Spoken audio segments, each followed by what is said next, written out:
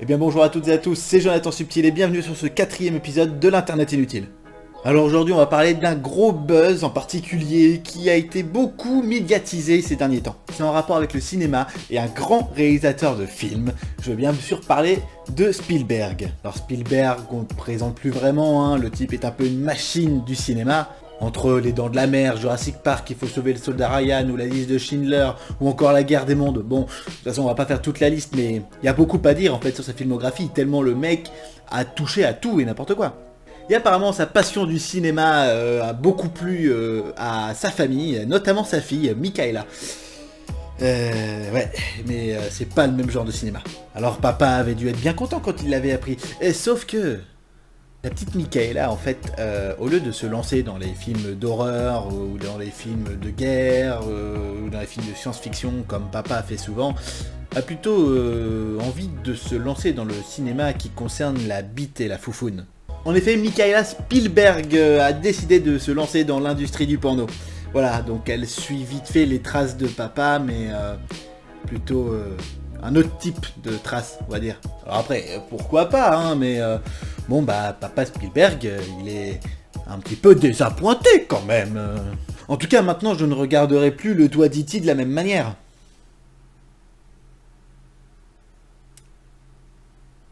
Mais qui sait, un jour peut-être qu'un film porno sera récompensé aux Oscars. Bon, je sais qu'il y a aussi évidemment des prix qui sont décernés aux meilleurs films pornographiques, mais je vous dis pas comment je détiens cette information. J'étais obligé de faire des recherches. Évidemment, je ne m'intéresse pas à ce genre de sujet. Non. Voilà.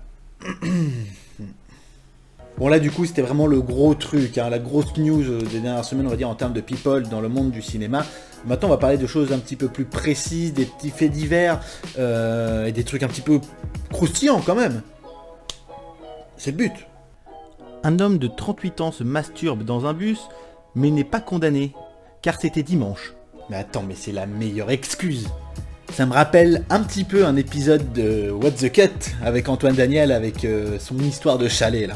Même si le juge a qualifié son témoignage de malhabile, Philippe Hamelin continue de nier les faits et de clamer son innocence. Je suis pas coupable. J'ai jamais couché avec mes filles. J'ai jamais battu mes filles.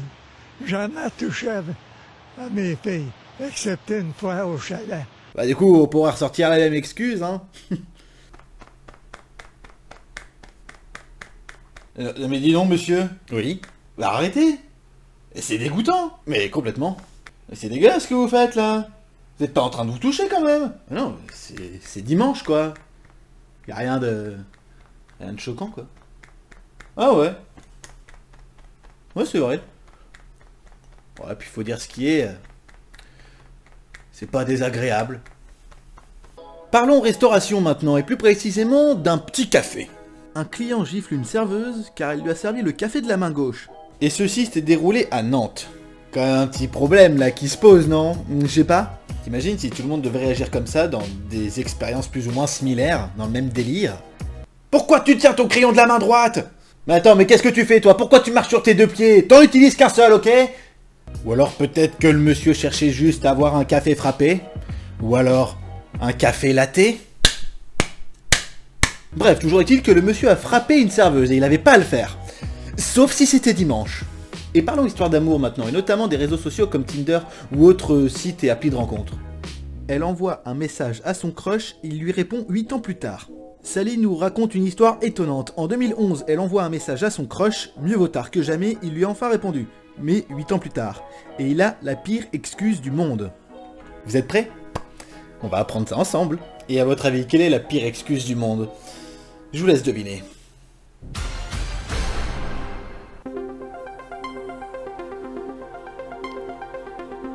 Eh ben vous avez perdu.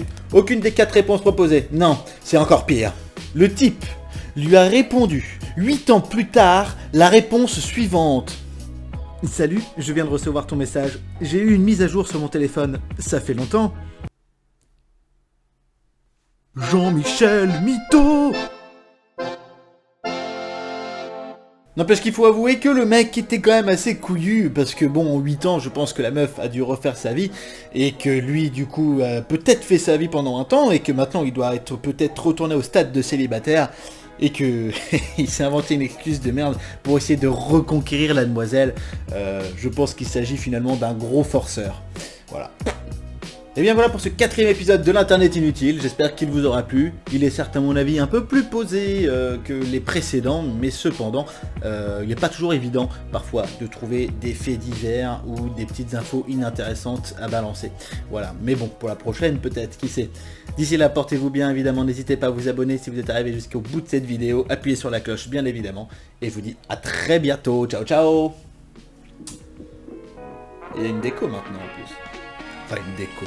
C'est pas non plus un truc de fou, mais bon.